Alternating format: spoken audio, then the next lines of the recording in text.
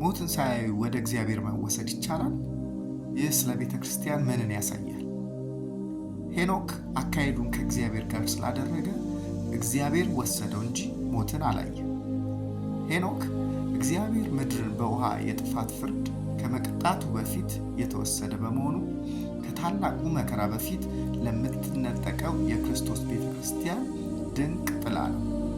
ክርስቶስም ዳግም ሲመጣ ከእርሱ ጋር አካሄዳቸውን ያደረጉትን ሞትን ቢያዩ ባያዩ ወደ ክብሩ ይወስዳቸዋል። መጽሐፍ ቅዱሳችን በዘፍጥረት ምዕራፍ 5 ቁጥር 24 ላይ እንደዚህ ይላል፣ ሄኖክም አካሄዱን ከእግዚአብሔር ጋር ስላደረገ አልተገኘም፣ እግዚአብሔር ወስዶታልና ይለናል። ጌታ በማንኛውም ሰዓት ሊመጣ ስለሚችል ዘወትር አካሄድን ከእግዚአብሔር ጋር በማድረግ ተዘጋጅተህ ኑር። ሄኖክ እግዚአብሔርን ደስ በማሰኘቱ የተወሰደ የቤተ ክርስቲያን መነጠቅ ጥላ ነው። ኢየሱስ ዳግም